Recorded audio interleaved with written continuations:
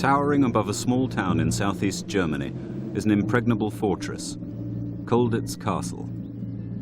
In the Second World War, the Nazis used it as a prison from which there could be no escape. They incarcerated here Allied officers who had repeatedly broken out of other camps. Without realizing it, the Germans created a center of excellence in the art of escaping. 60 years later, the men who got out are going back in to rediscover how they did it.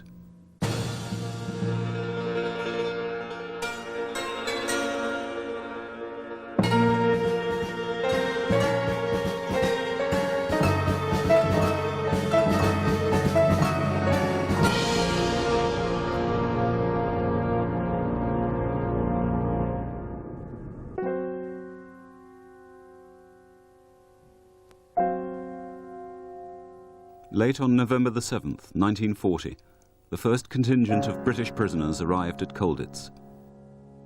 They had been recaptured together after a joint escape from the prison camp at Laufen. Among them was Kenneth Lockwood, a 29-year-old infantry captain. When you're taken prisoner, the point is that you felt that you could have done more and didn't.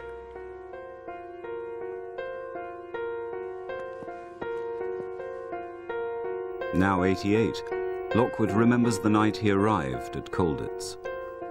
We looked up at the castle, looked up at the building.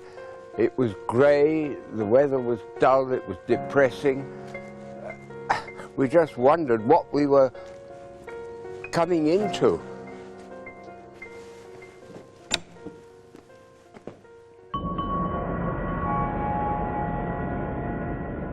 The only other survivor of that group is Peter Allen, now 82.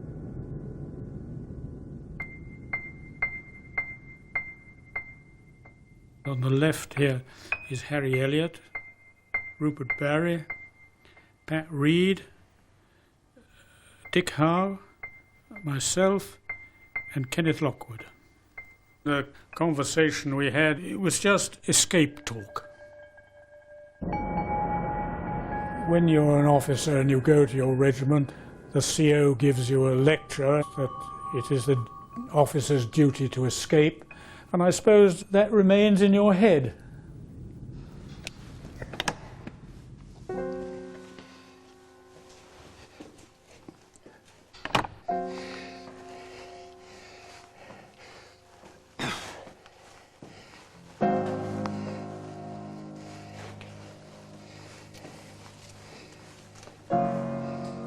They brought us in here.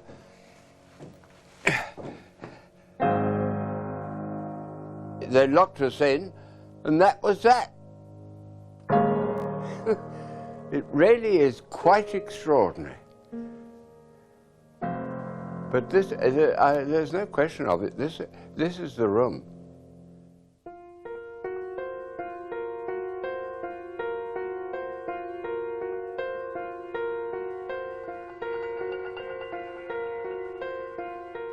Over that first winter, the captured elite of the Allied officer class began to arrive at Colditz. Within a year, there would be 40 Poles, another 50 British, 12 Serbs, 60 Dutch, 8 Belgians, and over 60 French. Voilà. Il manque seulement les German soldiers, hein? Curieuse. J'ai passé quand même à peu près 2 ans ici. Alors, on a quelques bons souvenirs, mais quand même, we lost our life here. Legendary French tunneler Bernard Cazamayou is 83. He has not been back to Colditz since he was a prisoner here 58 years ago. Ça fait quand même quelque chose.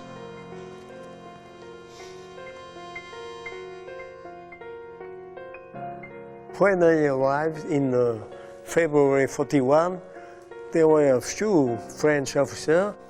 I think every French officer chose a British friend and teaching.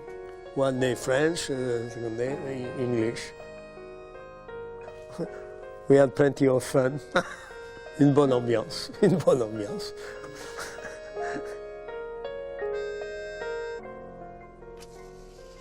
In the first few weeks, the prisoners were too hungry and weak to contemplate escape. These were easy days for Colditz security officer Captain Reinhold Eggers. Although not an enthusiastic Nazi, Eggers was a loyal officer of the German army, fair but strict. Eggers wrote a memoir called The German Viewpoint.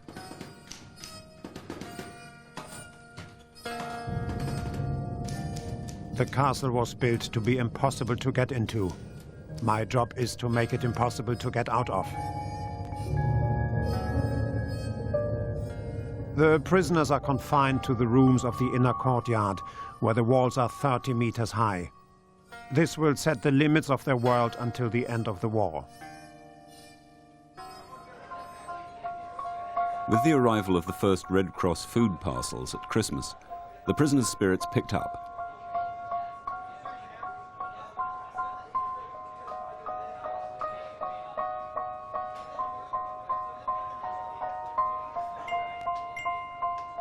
They began to think about how to get over, under or through the castle walls.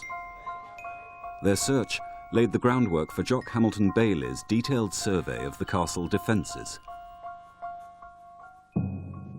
At its heart was the medieval inner courtyard in which the prisoners were confined. Its walls were up to 3 meters thick, a challenge to any tunneler.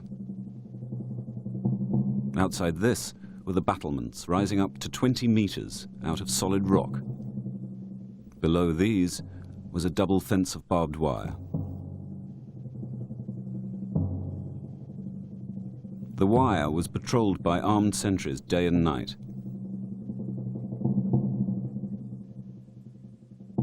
Below the wire, the ground fell away in a sheer drop for 40 meters to the valley floor. At night, a machine gun nest and searchlights covered the exterior.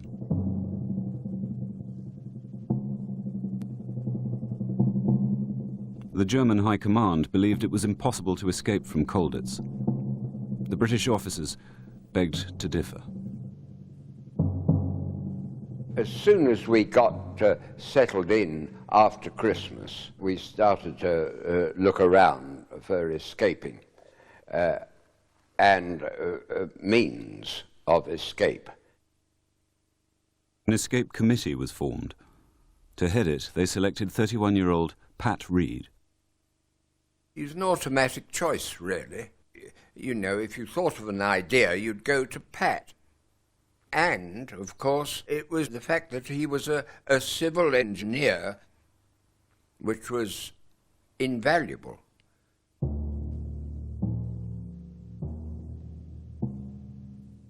With his engineer's eye, Reed could see beyond the skin of a building to its vents, ducts and drains, its ready-made escape routes. After weeks of careful scrutiny, his gaze alighted on one part of the building. It was the prison shop, known as the canteen, which was run by Lockwood. Pat Reed came into the canteen, and in front of the counter there was a drain cover. Well, of course, Pat, with his civil engineering, wondered where that led. So obviously the thing to do was to get into the canteen at night. I, as the British canteen officer, I knew where the sergeant put the key. While another officer distracted the sergeant, Lockwood went to the drawer of his desk. I had a bit of soap in my pocket.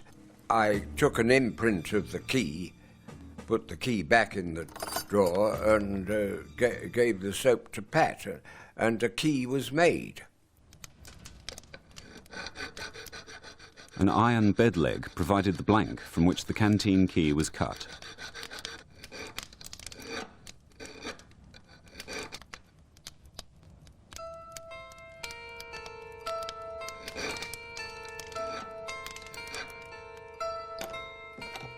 The key fitted beautifully, enabling Reed to do a full reconnaissance. Once in the canteen, he discovered that the manhole led to a sewer which went out underneath the exterior walls of the courtyard and ended below a lawn. It offered the chance of a mass British escape.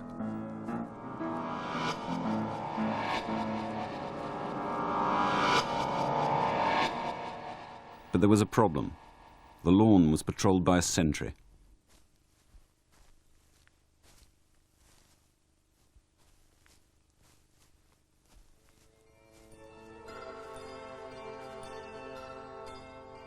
Two British officers who spoke German had already been softening up one or two of the guards. In exchange for 500 Reichsmarks, one agreed to abandon his post when next on duty outside the canteen.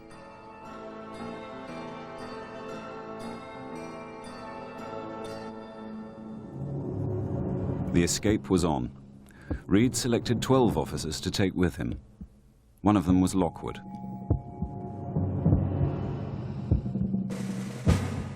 I knew that we needed luck, quite a bit of luck too.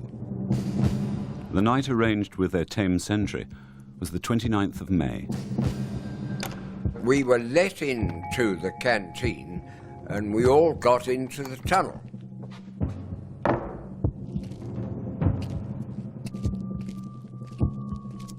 Walking above the root of the sewer, Lockwood recalls that night. You see, we had to crawl along. You couldn't stand up in the thing. We came underneath the window that was here.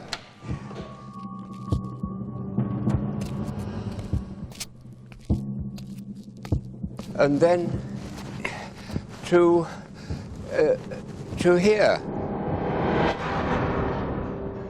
Unfortunately, when Pat pushed up the earth, there was a sentry outside.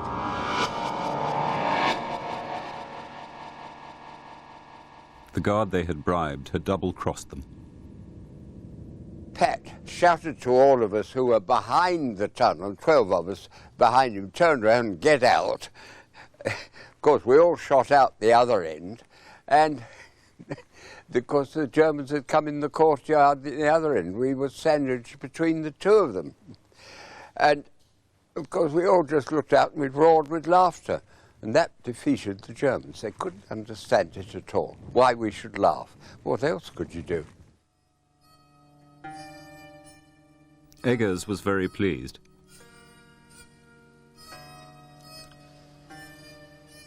What a haul for us. Our first big success, due entirely to the loyalty of one of our guards. The canteen escapers would have to be punished. In Nazi Germany, punishment was often lethal.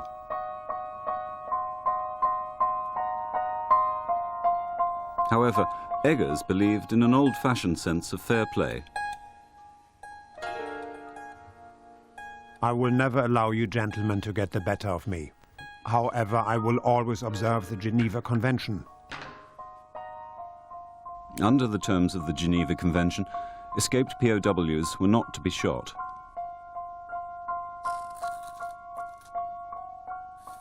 In Colditz, the punishment was up to 3 weeks in solitary confinement.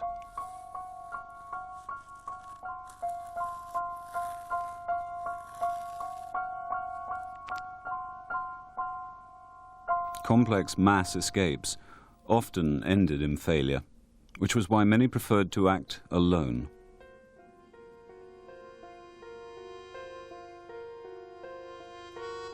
Frenchman Alain Leray, a professional soldier, had been married for less than a month before being taken prisoner.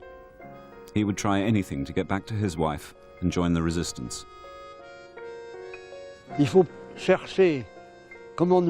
I wanted to escape as quickly as possible so that I could return to the fight. Eh bien, c'est une obligation qui est faite Anyone holding prisoners of war had to allow them to get some fresh air once every 10 days. Une fois par tous les 10 jours. Donc les Allemands devaient nous descendre, prendre l'air. So the Germans had to take us down for a walk in the park, which was within the perimeter of the castle. Du château.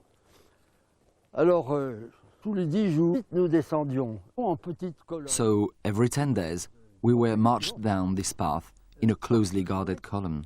Ce bâtiment était un... We always passed this building, which is where relatives of junior officers used to come and stay, and it was always locked up. Chaque fois que nous passions, elle était fermée hermétiquement.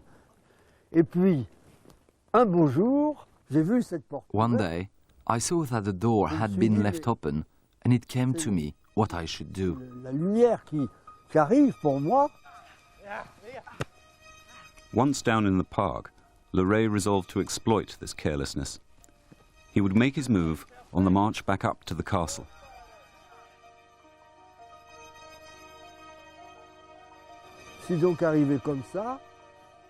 So we came along here, like this, with the column close to the wall. And when it got to here, I was no longer visible to the sentries with the dogs at the rear of the column.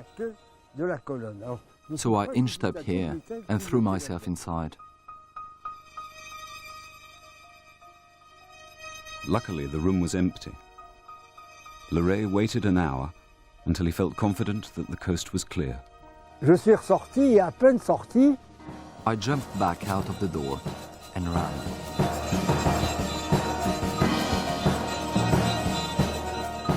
je me suis descendu à toute vitesse et j'ai I traversé ran as fast as I could. I crossed the stream. vers le mur. I scrambled toward the wall, came up to it, jumped over, and got away. Voilà. Once well clear of the castle, Leray set off for freedom.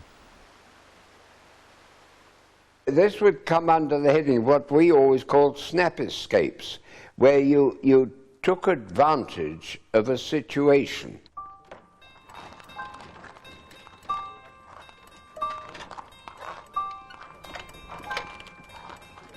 In May, the British had their own chance of a snap escape. A cart rolled into the inner courtyard. The prisoners were ordered to load it with some old straw-filled mattresses. Reed realized that if they found someone small enough, they might be able to smuggle him out.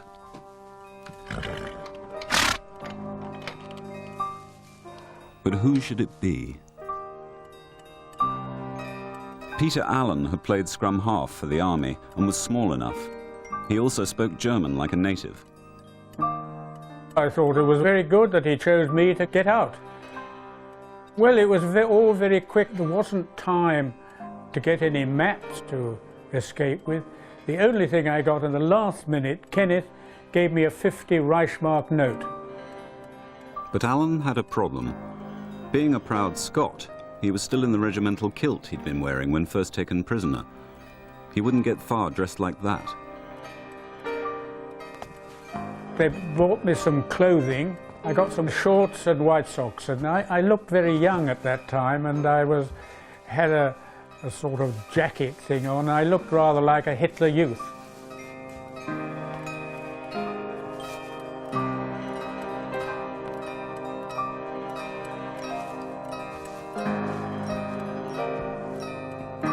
The most difficult thing of all was not to sneeze and give it away to the Germans. Another mattress was put on top and could see nothing.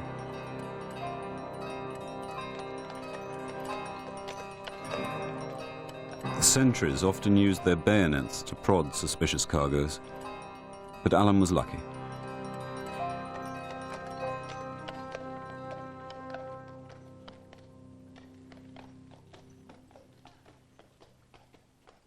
He got outside. It was great. We'd got somebody actually outside the camp and just hoped that he would be successful.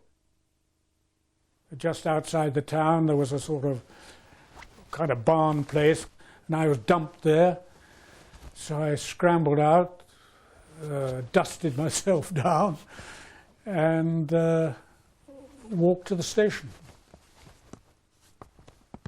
Don't forget with escaping, after you've got outside wherever you are, then comes the next problem. You're in enemy country and you've got to get across that. Then there's the third problem. You've got to get across a frontier. Colditz was 300 miles from the nearest neutral country, Switzerland. The Frenchman, Ray, was already rattling southward, even though he couldn't afford to pay for the journey.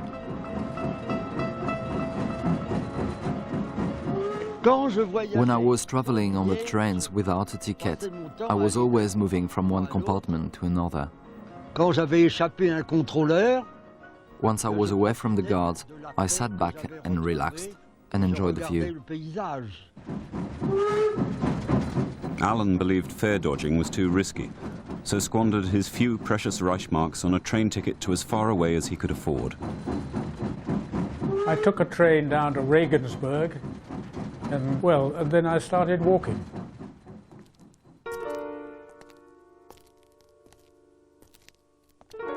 It was no use going to Switzerland or anything because I had no maps and no idea the routes to get over there.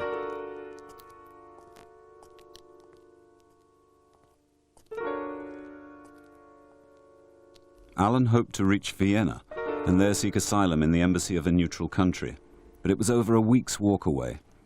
Trying to save time, he made a potentially fatal error.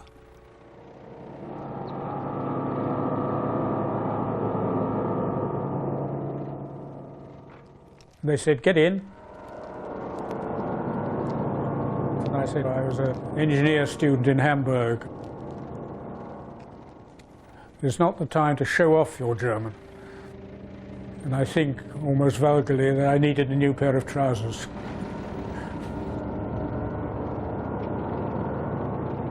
And then after about 40, 50 kilometers, they said, "Can't take you any further, get out." And I got out and I gave the best Hitler salute you've ever seen. Alan had survived 6 days on the run. But would he, or his French counterpart Ray, make it all the way to freedom? By mid-May 1941, escaped POW Peter Allen had managed to cross over 200 miles of enemy territory on foot. But he was now very weak. I hadn't eaten a thing. I tried to get some potatoes out of the ground, but I was extremely hungry. I think I got to Vienna after 7 or 8 days, I forget which.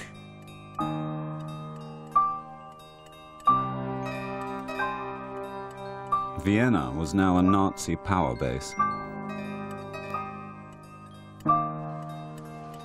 Alan started looking for the American consulate, which was still open because America was still a neutral country. He found it and asked for sanctuary, but was rejected. It was the last straw. I was very depressed that the Americans had refused to help me.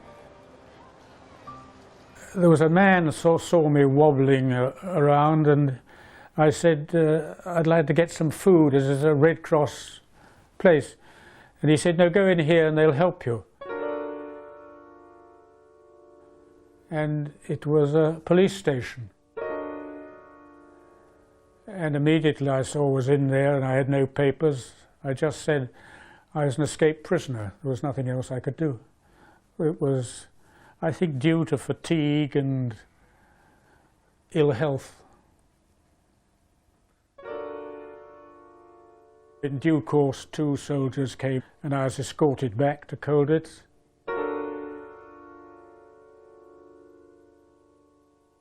I was very, very sorry to see him return. I mean, it was, you know, you felt awful about it. For him. I think I got 3 weeks solitary. I think it was the most depressing time I've ever had in my life. And I think I sort of let down the other escapers in Colditz because I hadn't succeeded. Alan has never been able to establish why the Americans refused to help him.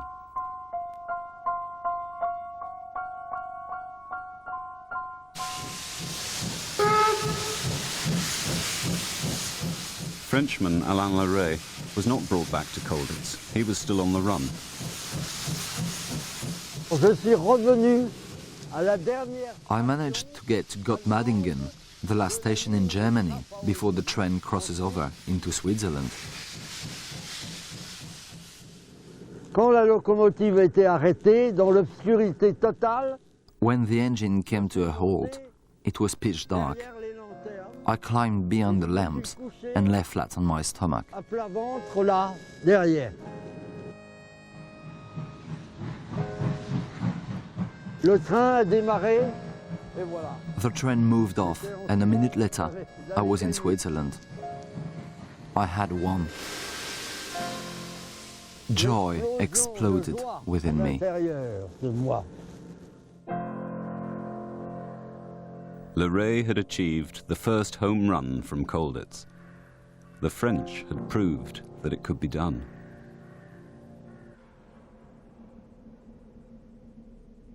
The point was that Alan Leray had got away, and there was a certain amount of friendly rivalry between the nationalities. And the British are still not getting anybody away. In fact, we didn't get anybody away in 41, despite attempts, and we weren't very happy. The French went from strength to strength. In the spring of 41, they started work on their most spectacular and audacious plan, which was to release over 200 officers all at once. One of its architects was Bernard Casamayou, a practicing Catholic. Every Sunday, I was singing in this choir with a lot of French officers, Poles, and the Belgian too. I don't think there was some British. It was a Catholic service. Casamayou had heard a rumor that there was supposed to be a crypt and a route out of the castle under the chapel floor. However, the chapel was frequently visited by German guards, so his team needed to find another way into the crypt. Rising beside the chapel was a clock tower, and they decided to attempt to tunnel in from underneath this building. But the clock tower had been bricked up, leaving only one point of access, its attic. So Casamayou started his route out here, at the highest point of the castle.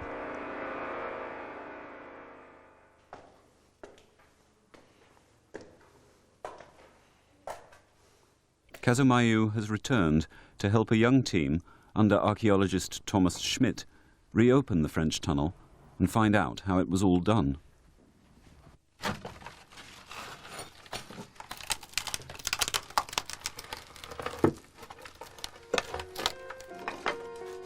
Regarde en haut. Regarde au ciel. Exactly the same how we dug. Hein? I feel younger. On a creusé là. On était au 3e étage. On perçait. On était au 2e. Donc, à chaque étage, il y avait un trou. Et on perçait, on était au 1er étage. Once they had reached the foot of the tower, they began to dig straight down. But now, to get rid of their debris, they had to drag it all the way back up to the attic, to hide it under the eaves. Fitness instructor Stuart Cruikshank has offered to show how this might have been done. Hands are sore, forearms are getting tired, everything's aching now, arms, back, forearms, everything.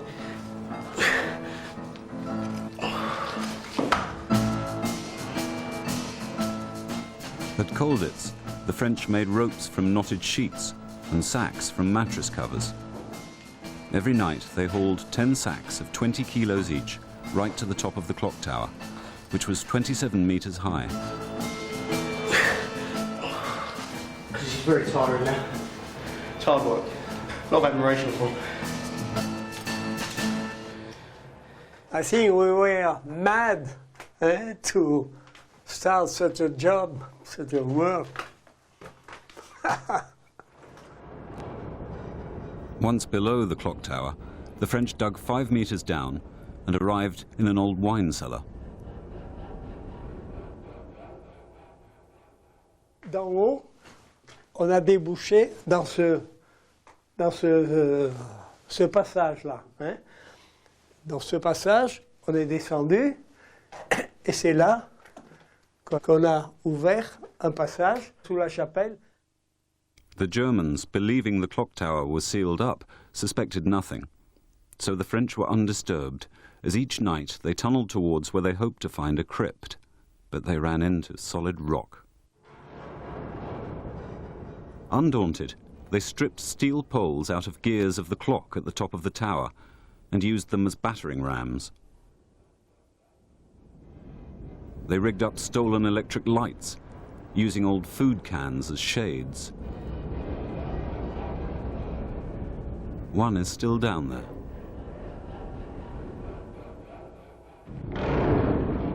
After 2 arduous months, the French reached a shallow space just under the chapel floor, but there was no crypt, and the way ahead was blocked by an oak beam 30 centimeters thick.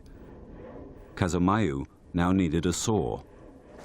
Je pense que nous avons trouvé une lime qui a permis de faire des encoches dans ce couteau et de le transformer en scie. Mais c'était une mauvaise scie. Et pour scier les beams en chaîne sous la chapelle, c'était comme ça, de côté, c'était un sacré boulot. Et c'était très, très, très, très long. Et je scie.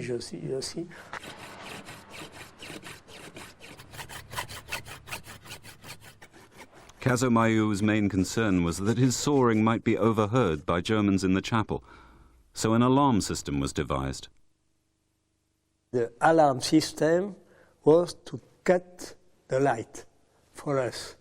Alors, you were under the floor with your lamps working, and if the light put off,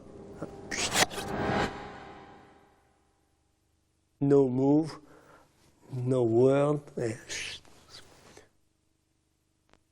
Abbé Jean, the French priest, was the man who usually flicked the switch.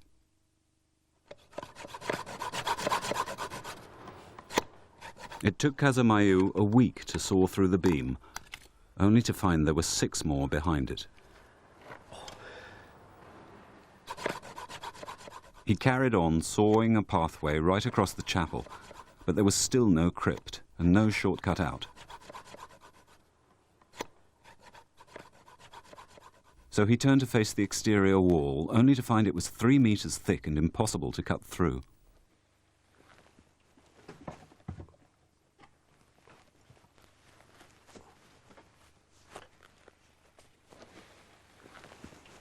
They decided to go underneath the wall and tunneled straight down for 5 meters. Non, nous n'avions pas tout ce matériel, malheureusement.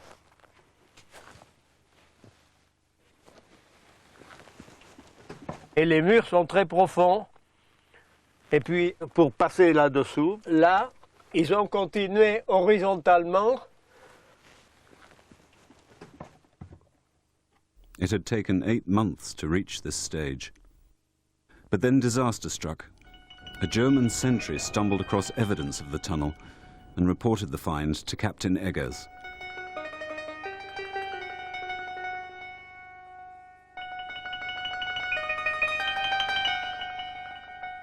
We have found tons of dirt and rubbish under the eaves in the attics. A tunnel, obviously. Eggers had no idea where the tunnel entrance was. I have been up and down and over every surface. Where else is there to look? But in his exhaustive search for the tunnel entrance, Eggers didn't think to look at the top of the clock tower.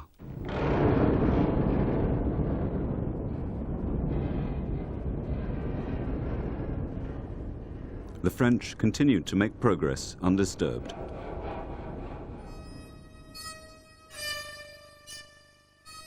The tunnelers, whoever they are, have got clear of our foundations, and we find earth dumped up in the attics.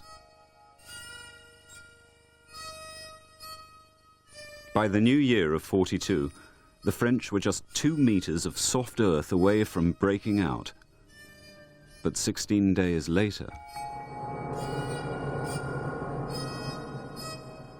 we have found the tunnel entrance. At least 9 months of work must have gone into this tunnel. Our search committee has been rewarded with extra leave. Too bad. After 9 months of working, évidemment, it was a big deception.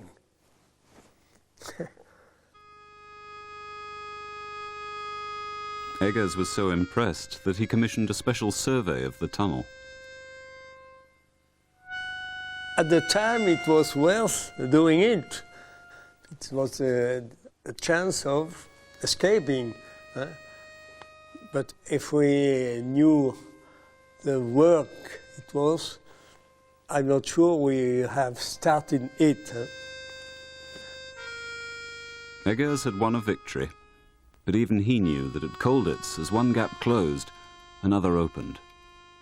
Perhaps this French failure would be followed by a British success.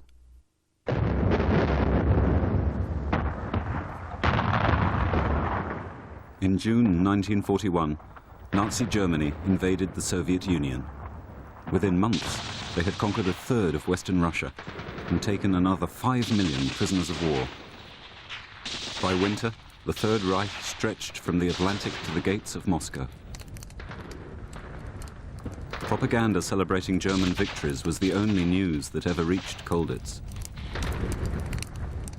If ever I'd allowed myself to sort of get depressed about what might happen, I might have gone off Morocco. But you didn't allow yourself to do that. You kept your mind active as best you could about whatever.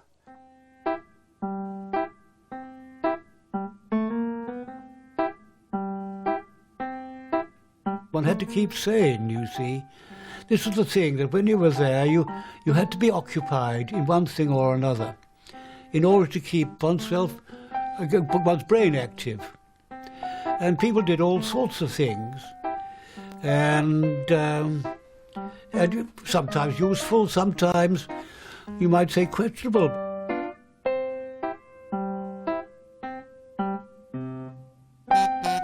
To keep them out of trouble, the POWs were allowed access to the castle's theatre.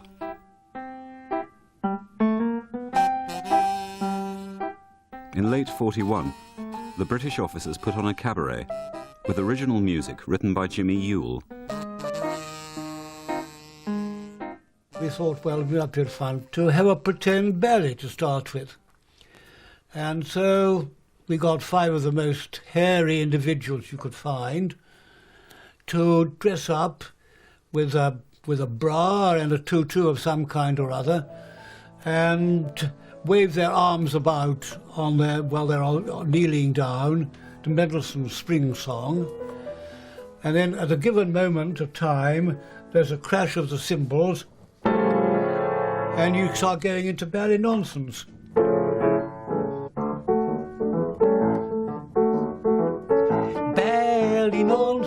Ballet nonsense, everything is mad today. Ballet nonsense, we are here to stay. We are here this crazy night to give of our best. We will try to brighten it with all the song and jest. Oh, ballet nonsense, ballet nonsense, ballet nonsense. dance all the day. Quelque chose comme ça, mes amis. But there was a stranger in their midst, Dutch officer Tony Luchain. I was playing the double bass at that time. It was just fun. I know there were some of them were dressed like girls and things, not like women. It was very hard to keep their hands off. There was a serious reason behind Luchain's inclusion.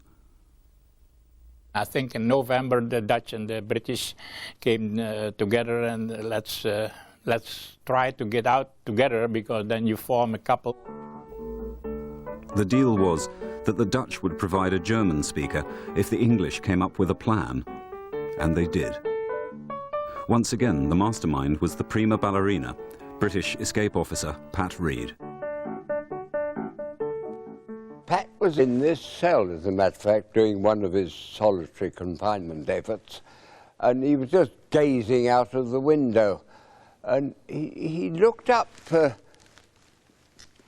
there, the building, and he realized that there must be a passageway along there, and that it went underneath the stage of the theatre.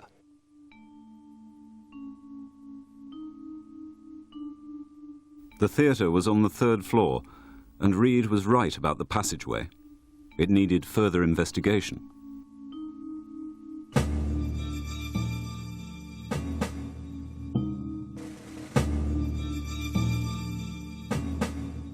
As well as dancing across the stage, Reed crawled beneath it. When hidden from view, he cut a hole in the theatre floor and dropped down into the passageway below. It did lead to the outside, but at the end of the passageway, anyone escaping would have to go down a flight of stairs and through the guardhouse, which was always manned. Would anyone have the guts to walk through here, dressed as a German officer? Reed considered the cast of ballet nonsense. He paired Tony Luchain, who spoke excellent German, with old Etonian lawyer Airy Neve. Disguises were prepared for the two adventurers. It was winter and we all had our Dutch grey coats which looked like the German coats, except the Germans had a green collar on their coat. The paint and all the stuff was coming from the theatre where they were used for certain plays and things like that. The cap was very important. The Germans had kind of, I call it strings around, depending on their arms. There was a cavalry or infantryman. And that was painted with aluminum paint, silver. And on front here I got this big German eagle, right? And that was also cut out of linoleum and sewn on. I had made me a captain, and Harry was a first lieutenant. And everything was false. By January '42, the disguises were considered good enough to pass on a dark night.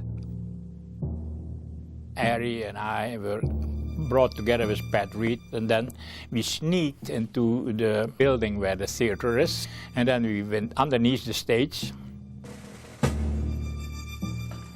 Under the stage, Reed had prepared an escape hatch down into the passageway. The hatch was sealed up 58 years ago, but it is about to be reopened.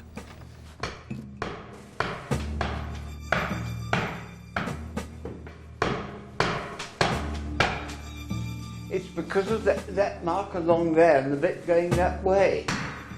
There are some... Yeah, there you are. It's amazing. You want to switch? That's it. Now, whoops.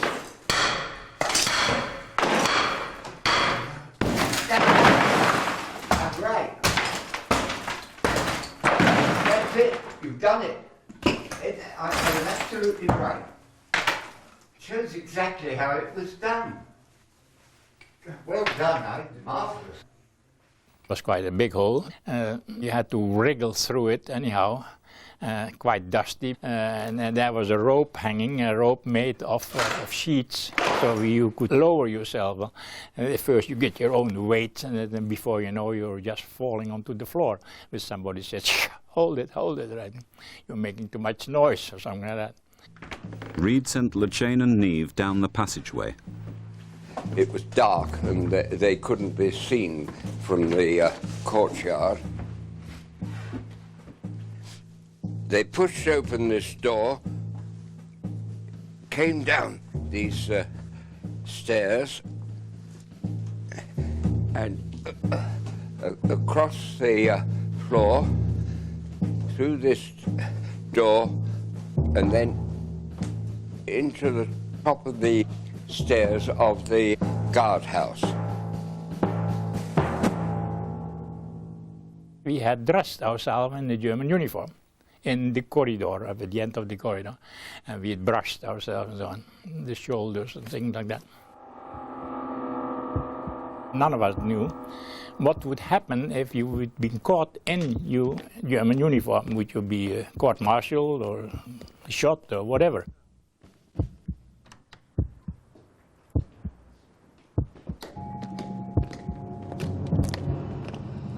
The guard who saw us first shouted, attention, and all the other guards got up, and we walked inside. And then the sergeant of the guard opened the front door to let us out.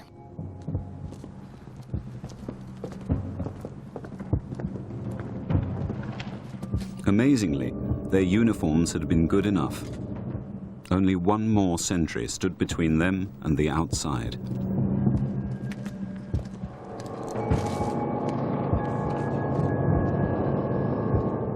LeChain now felt confident in his disguise, perhaps too confident. We walked down past this sentries. One of them didn't salute, so I shouted something, and the Germans, okay, they jumped up.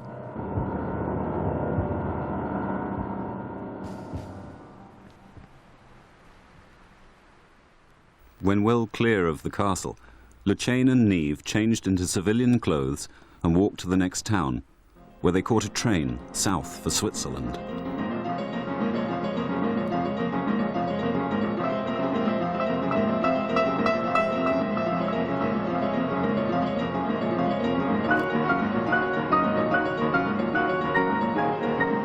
Early in the morning of the 9th of January 1942, LeChain and Neve crossed the frontier into freedom. It was absolutely quiet. How would you call that?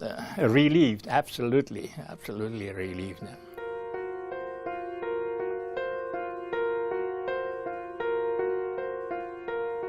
Terrific. It was the first home run, and I felt a bit disappointed that I hadn't made the first run, but the French showed that you could escape, and Air Neve showed us that we British could escape as well. It was electrifying.